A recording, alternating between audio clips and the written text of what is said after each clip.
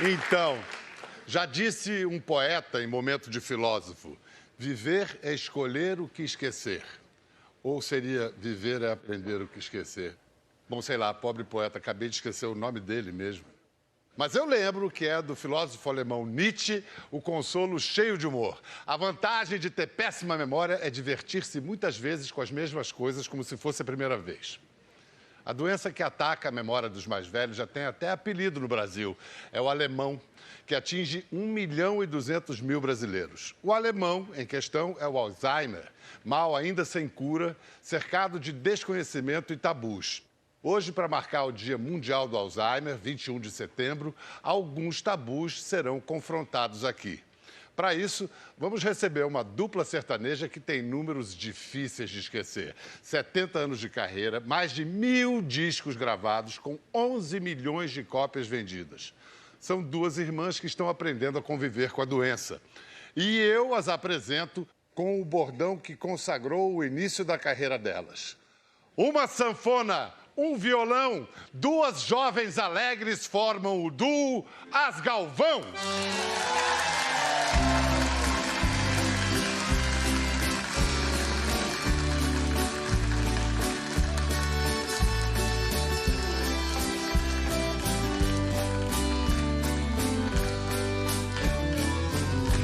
Que beijinho doce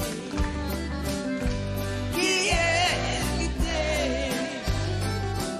Depois que beijei ele, nunca mais amei.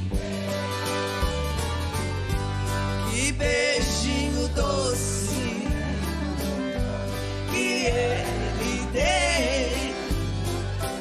Depois que beijei ele,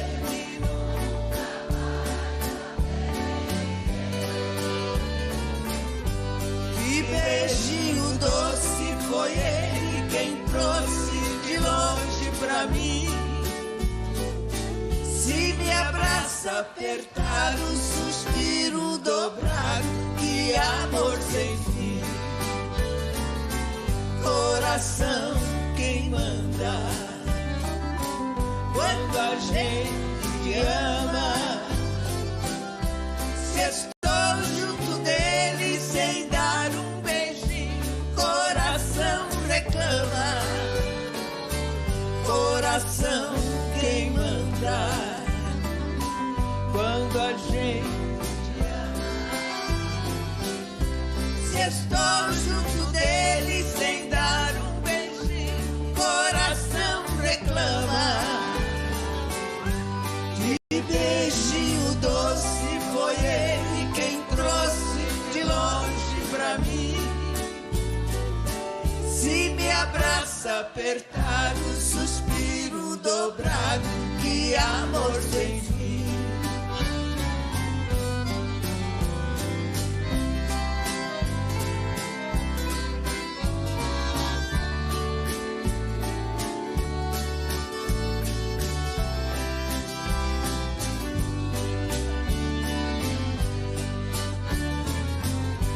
Que beijinho doce que ele tem. Depois que beijei ele, nunca mais amei. Que beijinho doce foi ele quem trouxe de longe pra mim. Se me abraça apertado, suspiro dobrado, que amor sem fim.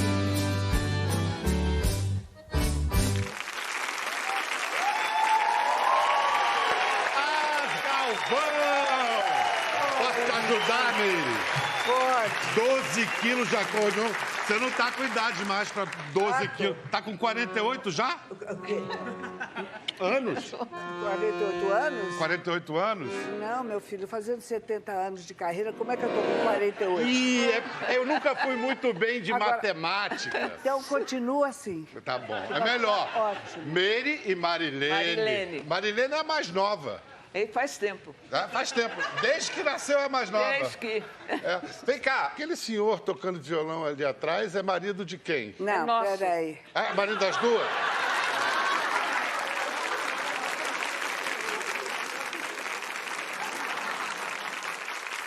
Você casou com as duas ao mesmo tempo ou foi uma de cada vez? Foi uma de cada vez. Porque a Marilene acabou de ficar viúva, faz 2 anos que ela ficou, eu falei, venha! Isso, tá certo. Meu Deus, e eu tenho que ter ouvidos bons para ouvir isso.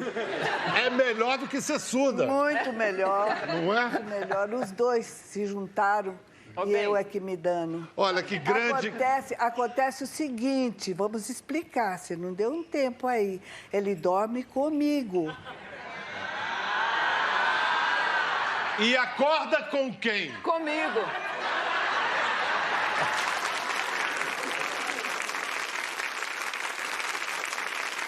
Vem cá, vocês foram irmãs Galvão até a virada do milênio. Isso, até. Aí vocês acharam que não estava dando certo, só 50 anos de carreira, vamos mudar de nome, é isso?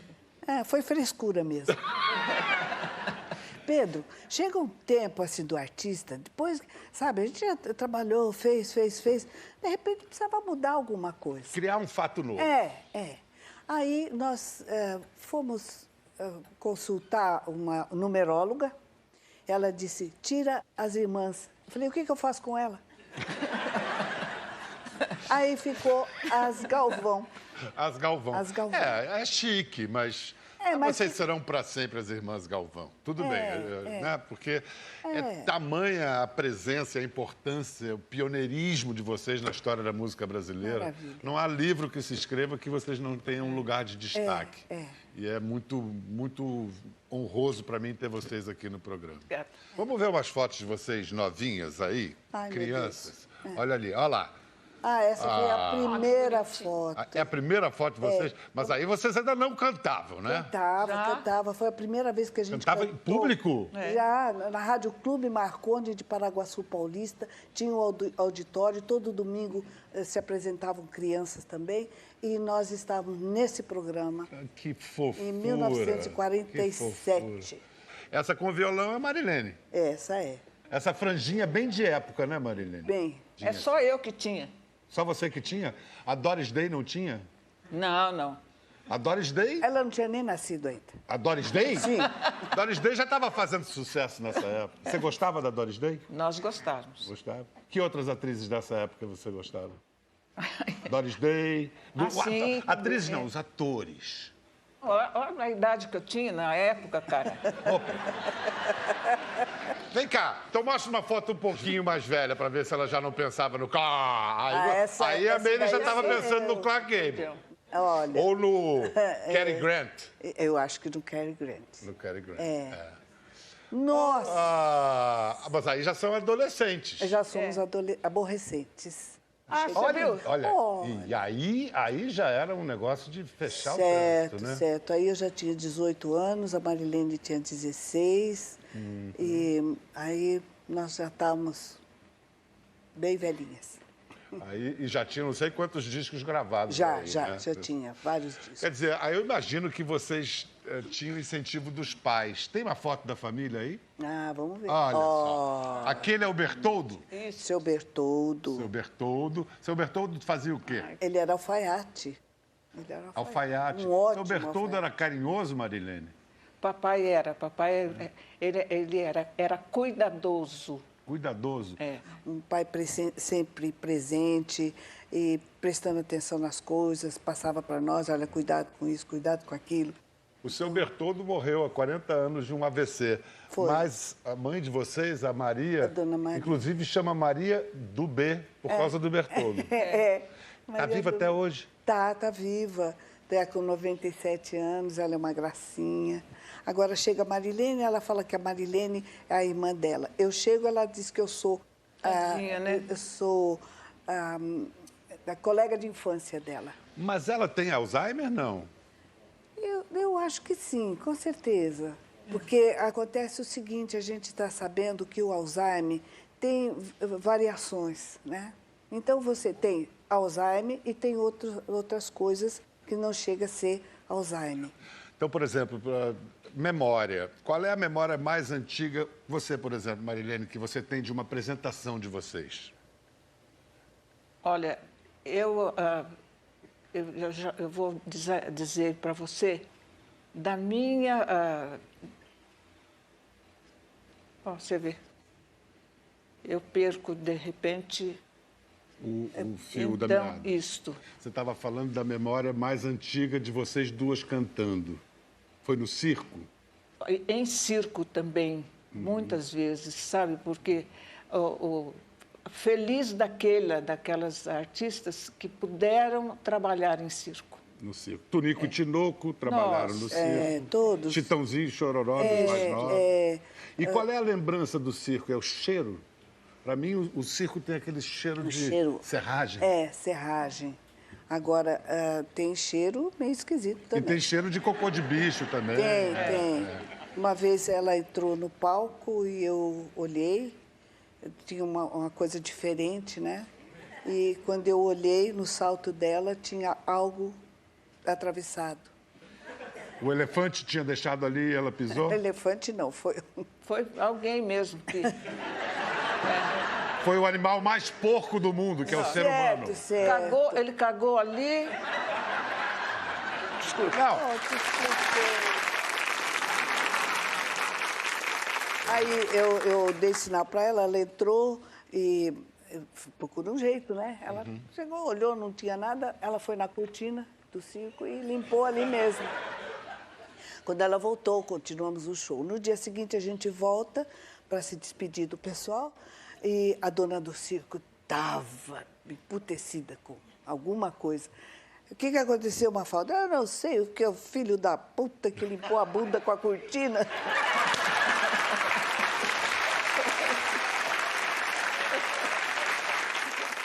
mas é vida de circo, vida de circo. Mas é uma escola fantástica. Fantástica, né? Quem passou por um período de circo, realmente são pessoas que estão prontas a enfrentar qualquer plateia. Como vocês ficaram prontas e enfrentaram todas as plateias. Agora, Marilene, você está enfrentando uma doença. Como é que esse diagnóstico veio? Você começou a esquecer de coisas? O que você esqueceu que começou a chamar a atenção? É esta forma mesmo. Eu fico nervosa, sabe? Porque eu me sinto que perdi aquele trecho daquela música. Então, aí a Meire, a minha companheira, então ela veio um pouquinho mais para trás e, sabe, assim a gente faz. Ela faz gestos para você lembrar da letra, né? E então, eu estou nestas condições agora. Estou cantando porque a minha parceira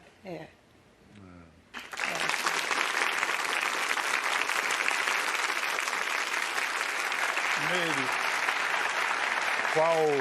qual foi o sinal assim que você viu que tinha alguma coisa diferente com a Marilene? Foi exatamente sobre isso, ela esquecer as frases, o começo das frases, e depois ficar assim, muito preocupada, mas onde que é? O que nós vamos fazer? Nós vamos lá. Não, tá certo, daqui a pouco ela voltava e aí repetia a pergunta, a mesma pergunta. Aí ficava naquela coisa assim. Então, a nora dela, a doutora Fernanda, que teve uma luz com relação do que estava acontecendo, o Alzheimer. Aí a gente conheceu a Abrase, a Associação Brasileira de Alzheimer. Então, ela começou a fazer esse tratamento com o Dr. Rodrigo e está até hoje sendo atendida, mas não tem regressão, não tem. Mas a gente tem que estar presente. Nunca saiu de perto. Vamos falar com o doutor Rodrigo Schultz, que cuida da Marilene e que é o presidente da Associação Brasileira de Alzheimer. Doutor Rodrigo Schultz está aqui na plateia, por favor, o aplauda. Excelente, médico, excelente.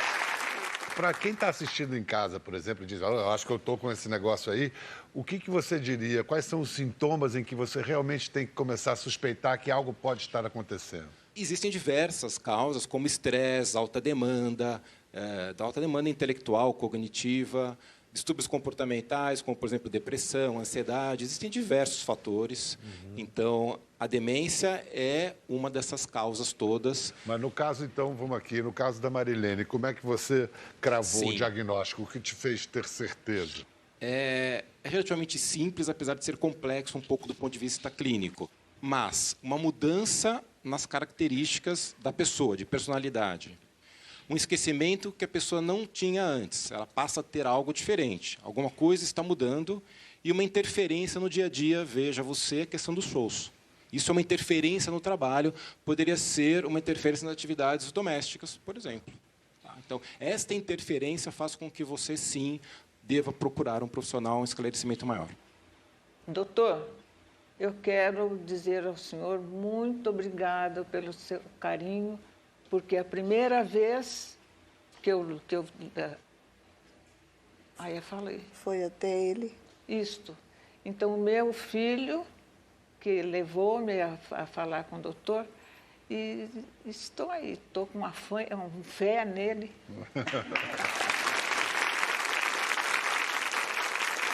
A minha pergunta, por que agora vocês resolveram vir a público? Porque muita gente prefere esconder isso e vocês não estão aqui de uma maneira transparente e honesta. Por que vocês tomaram essa decisão? Bial, a gente tem obrigação, depois de tantos anos cantando, você vê um público que quando a gente chega, eles têm um carinho muito grande com a gente. Quando nós resolvemos fazer isso, é exatamente que as pessoas já estão começando a notar que a Marilene está diferente. E aí você fica constrangida quando as pessoas notam?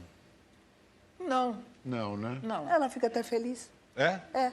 Porque, assim ela pode falar as besteiras que ela quiser. É uma... Sabe aquelas coisas que o pai e a mãe falam, não pode falar, agora ela fala. Ai, que delícia, que delícia. Os filhos e netos, como é que estão reagindo? A família, como é que está? O meu filho foi conversar com o doutor e daí começa um tratamento para eu. Mas ele convive com vocês? Ele está sempre presente? Normalmente. E é lindo, porque o Kiko, por exemplo, ele tem orgulho daquilo que a gente faz, ele gosta, ele incentiva, ele se emociona.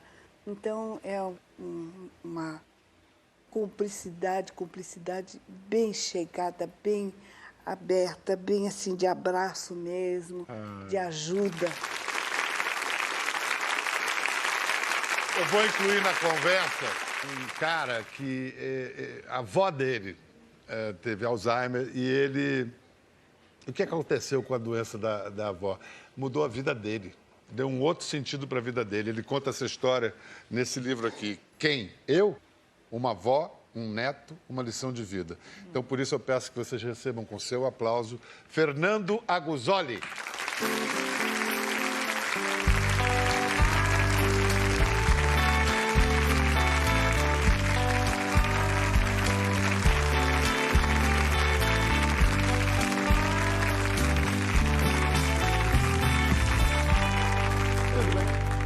Fernando, o que te levou assim a escrever esse livro? O que te inspirou? Por que você precisou?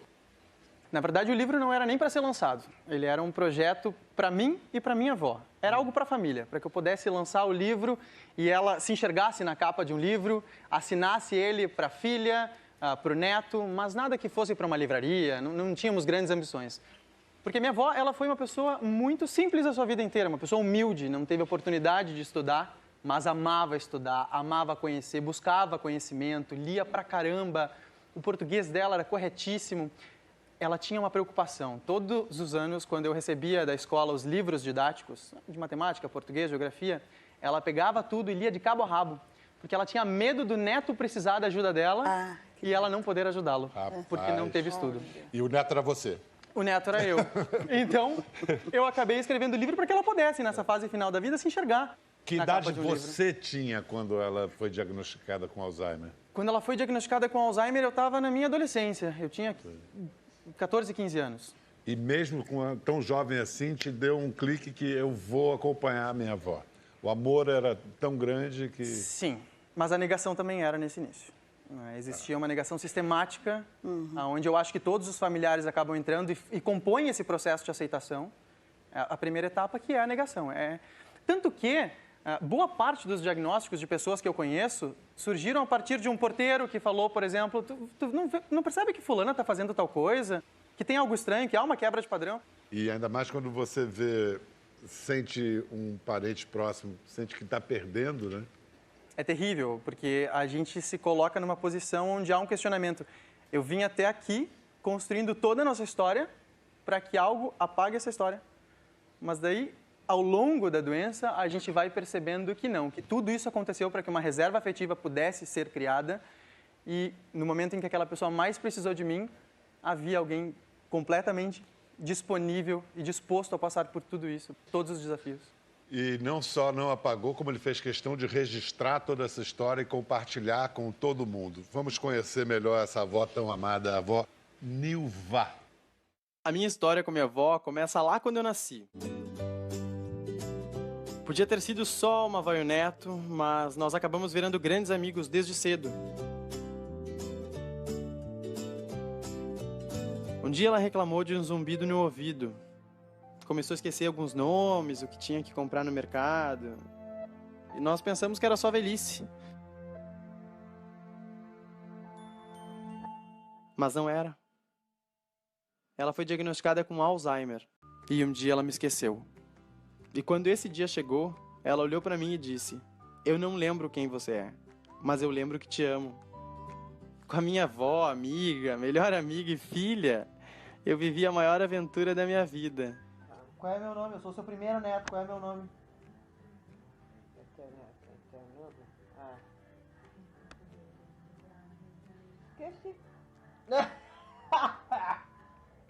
Quando tu lembra de todos esses tios, tias e avós que já morreram, a senhora tem uma imagem muito forte deles na cabeça, né? Eu tenho. E pra mim eles estão vivos. Isso aí, vó. Se eles estão vivos pra ti, por que a gente precisa ficar relembrando que eles morreram, né? Por que eu vou estar lembrando isso? Eu não prefiro pensar que eles estão vivos. Gostou da lâmpada? Olha lá, ela não para, amor. Está claro, tá falando. É só quando ela ouve som. Bate palma. Ai, que coisa boa, divertida.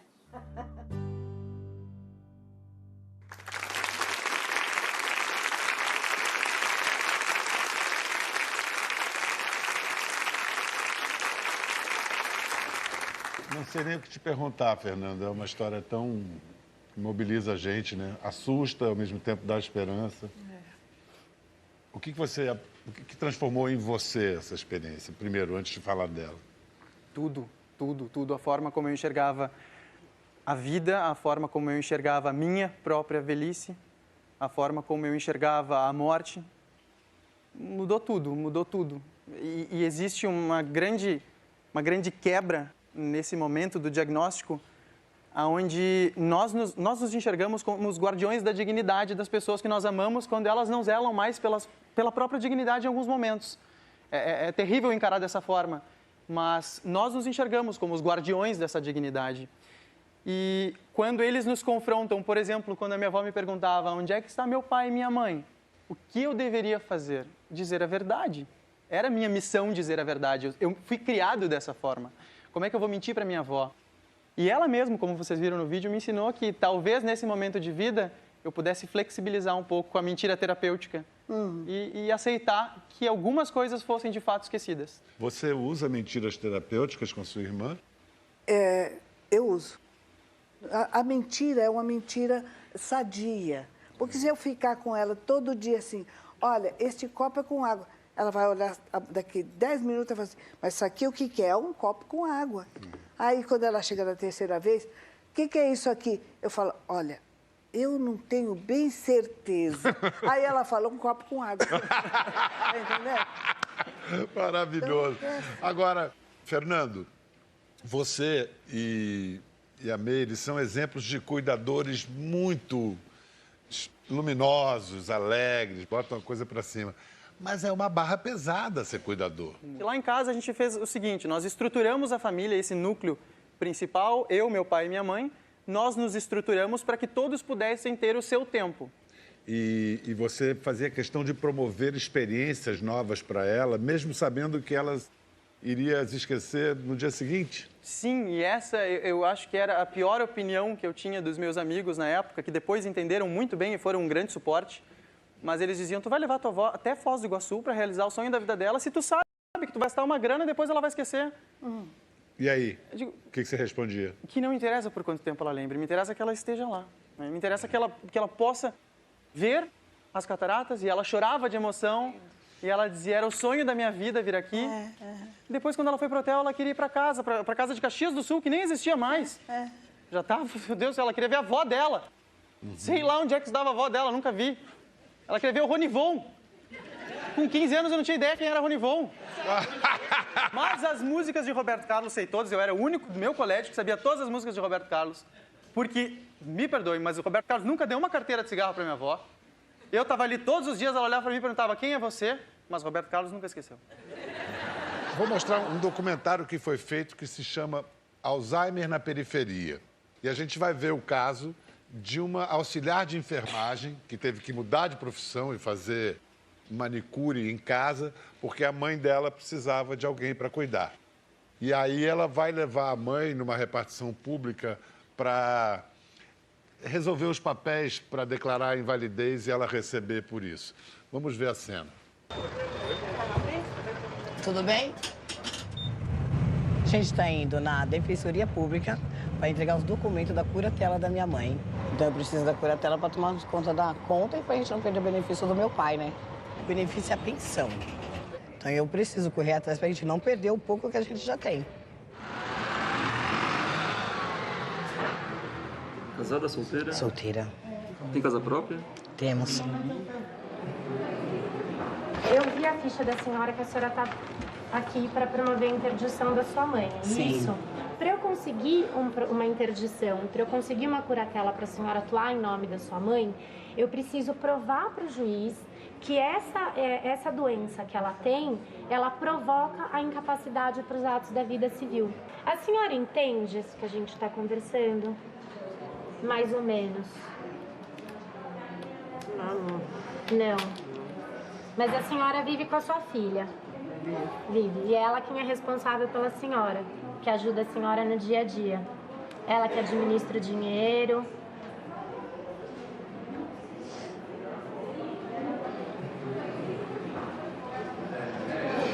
Não fica triste.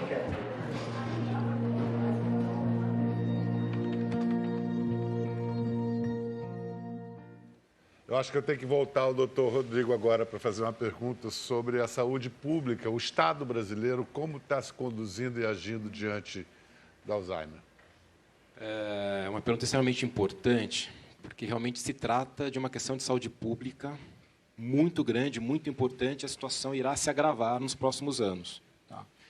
Como foi dito, são 1.200.000 brasileiros, isso vai dobrar, triplicar em pouco tempo. E tratar da doença de Alzheimer não envolve apenas a medicação. Nós temos à disposição remédios na rede pública. Só que a doença é extremamente complexa e depende muito mais do que a medicação. E é isso que procuramos fazer nas associações, grandes centros, universidades. Então, há outros profissionais, musicoterapeutas, fonoaudiólogos. Então, todas as pessoas envolvidas na área, devem se mobilizar, e isso precisa acontecer na rede pública também, de maneira um pouco mais intensa. Está sendo discutido, veja, o mundo fala sobre isso, os países, de um plano nacional de demência. O Brasil começou a falar sobre isso. No mundo são mais de 30 milhões, 32 milhões de casos. Em 2050, serão 150 milhões com demência. Mas, atualmente, são 35, quase 40 milhões só com Alzheimer, atualmente. Obrigado, Rodrigo. Obrigado. Fernando, a primeira vez que a sua avó não reconheceu você, como é que você reagiu? Mal, mas eu precisava reagir mal. Ela estava tricotando no quarto e ela me olhava por cima do óculos várias vezes. E eu perguntei para ela, vó, o que a senhora tanto me olha? Não, eu estou pensando. Mas pensando no quê? Me fala, o que a senhora está pensando? Deixa eu te ajudar. Eu tenho netos. Eu surtei. Eu fiquei brabo, eu gritei, eu chorei, eu briguei. E ela sentou do meu lado com muita calma e disse: a avó esqueceu que tinha netos, mas não esqueceu que te amava. Eu, na hora, achei que era uma forma de fugir do próprio esquecimento. Mas, daí em diante, ela me esqueceu, nunca para sempre, mas várias vezes, durante todos os dias, até o último dia. E eu perdi as contas de quantas vezes ela olhou para mim e disse: que coisa engraçada, ri. Eu disse: o quê, vó? Eu tenho certeza que eu te amo. Eu disse: daí, vó? Que eu não me lembro quem tu és. E eu ficava feliz porque, se existia essa lembrança afetiva de que ela realmente me amava, ela não tinha dúvidas disso, era o que eu precisava. E acho que isso entre vocês também não há dúvida. Você não tem dúvida que a ama e ela não tem dúvida que é amada e que te ama. É. Maravilhoso. Agora, Marlene, você sabe quem eu sou? Eu ando com medo de perguntar isso para ela. Mas ainda não aconteceu, né? Já. Já aconteceu? Já. Você não é minha avó?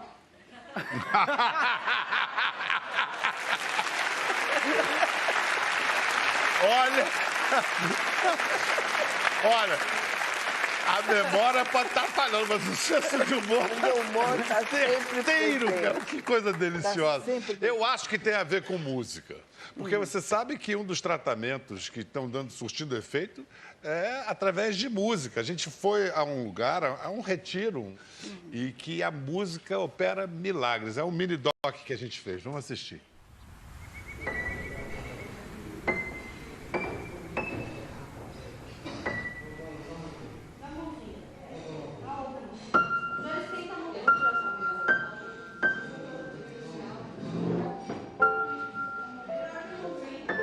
Tudo que toca a alma ganha muita importância quando a gente está falando de uma doença que rouba do paciente suas memórias, rouba sua capacidade de fazer as atividades que ele fazia antes. E imagine que a música tenha a chance de resgatar, de reconectar esse paciente consigo, com suas memórias afetivas, com sua história.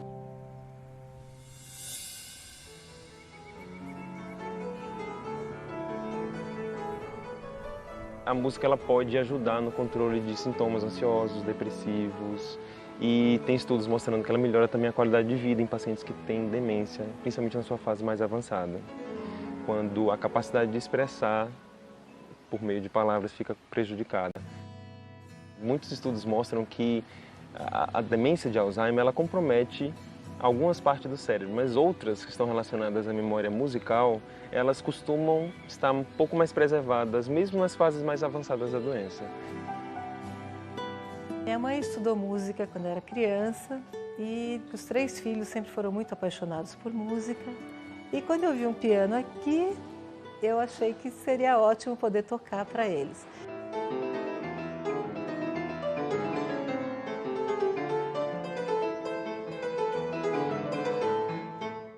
Eu me lembro de quando ela era pequena, assim, eu que levava ela nas aulas de piano.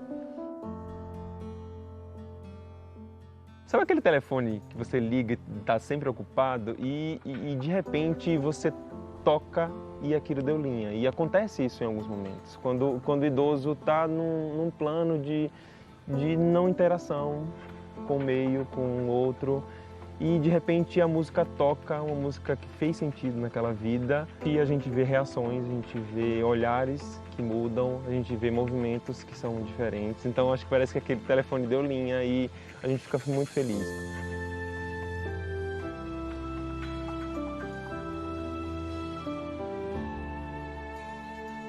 Depois de ter tocado uma tarde de domingo aqui, a filha de uma residente veio me falar: olha, fazia anos que eu não via minha mãe sorrir. E quando você tocou tico-tico no fubá, ela apertou minha mão e começou a sorrir.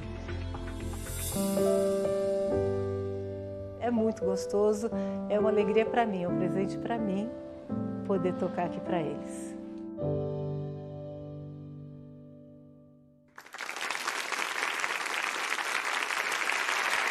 Ai, quantos poderes tem a música, hein, dona Neide? É maravilhosa. Quantos poderes tem a música, né, Maria? Quantos?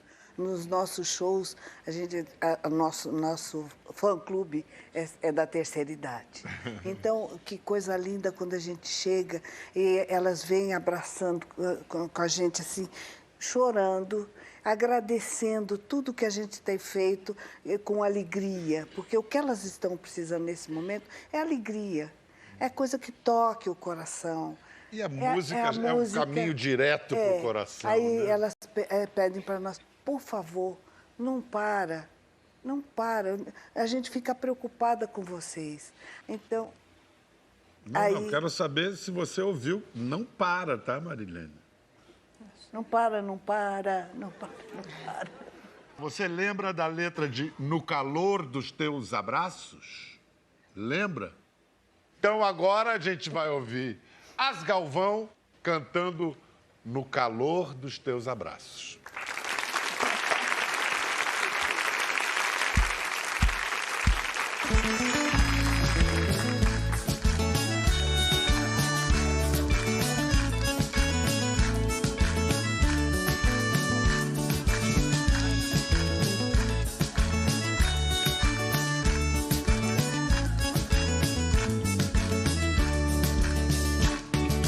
Vivo no calor dos teus abraços, meu amor. O que é que eu faço nesta vida sem você?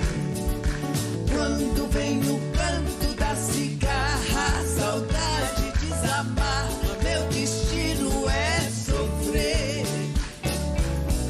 Viver dia e noite sem os beijos teus. Sinceramente não vai dar pra suportar. É como se de repente me faltasse o próprio ar. Eu sei que o ciúme em mim fala mais alto, mas meu benzinho, quero agora teu perdão. Você sabe que meu peito não aguenta a solidão.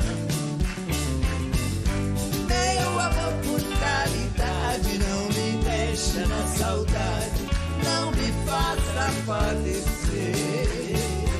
Por que você foi embora, se até minha viola sente falta de você?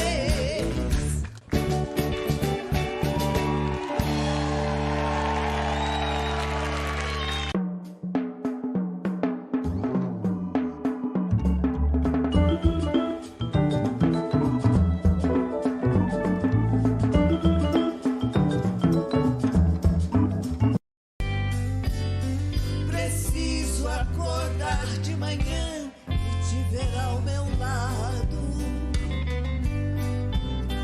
Sentar-me à mesa com você, tomar café te olhando. Não dá mais pra te ver partir, é hora de se decidir. Eu te preciso toda hora e não vez em quando.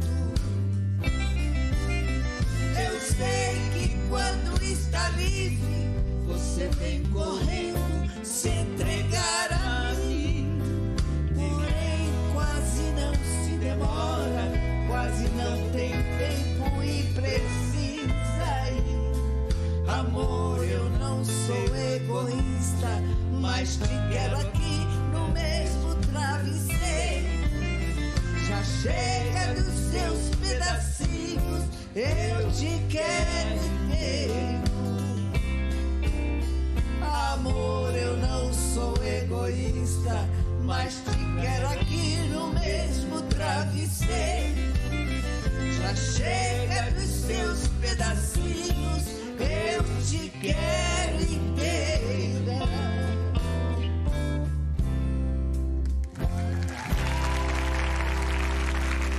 Bem-vindos de volta. Estamos conversando com a dupla sertaneja As Galvão. Dupla caipira ou sertaneja? Caipira. Caipira. Caipira. Estamos também com Fernando Aguzoli, que é escritor e que conta a história da sua relação com a avó que teve Alzheimer nesse livro aqui. Quem? Eu?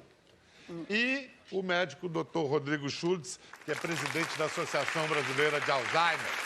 Doutor Rodrigo, que fontes de informação você recomenda para quem está interessado pelo assunto e de que maneira as pessoas podem ajudar a associação, a Abras? Existe o nosso site, existem alguns sites nacionais disponíveis. E a Abras, o que está precisando agora de ajuda que esteja ao alcance da gente, de qualquer um? Isso, a Abras precisa de ajuda para a associação seguir adiante, continuar fazendo o seu trabalho. Há um trabalho muito grande, um trabalho enorme em praticamente todos os estados do Brasil. E nos faltam um pouco de recursos, nos faltam pessoas, precisamos de mais estrutura. Eu acho que todos que puderem ajudar de alguma maneira, ou através de doações, ou participando das ações, farão uma contribuição muito grande para isso. Estou justamente pensando em tudo que está acontecendo aqui hoje.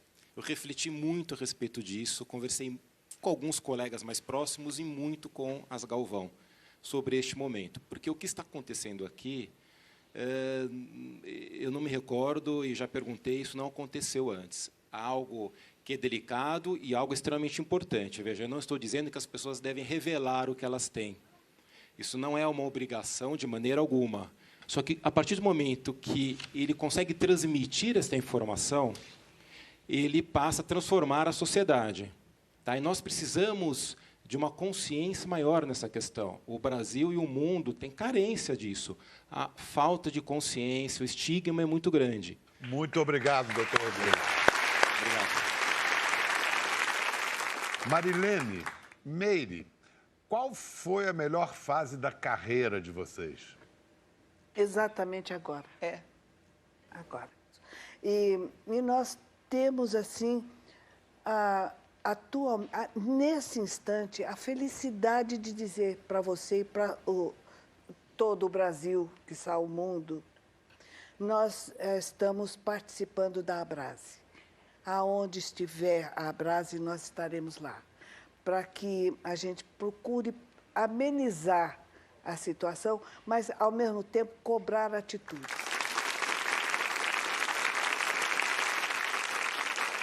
Fernando, para a gente arredondar aqui a discussão, o que você diz para parentes que estão, nesse momento, se dedicando a cuidar de pessoas queridas com Alzheimer?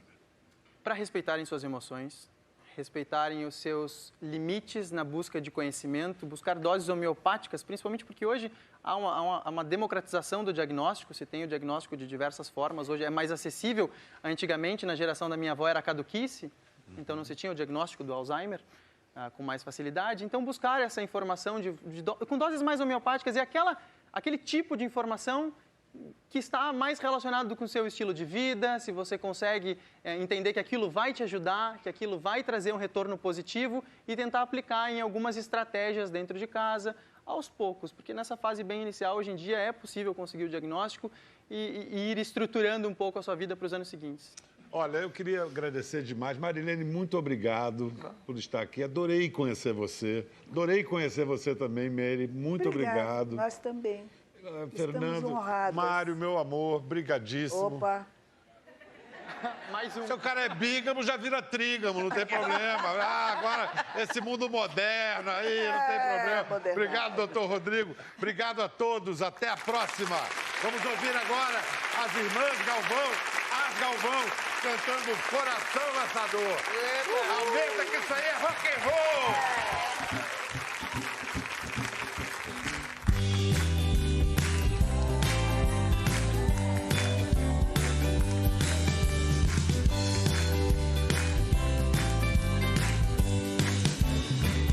Esse boi é meu, esse boi é meu.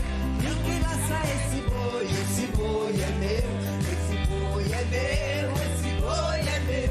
Ninguém laça esse boi é meu.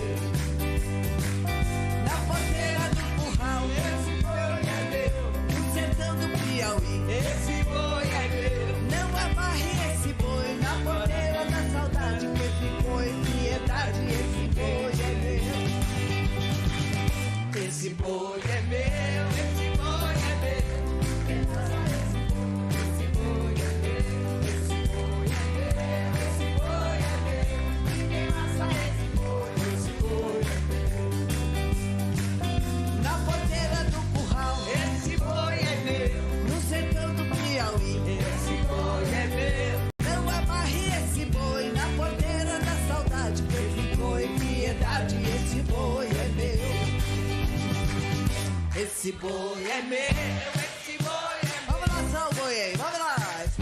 Esse boi é meu, esse boi é meu, esse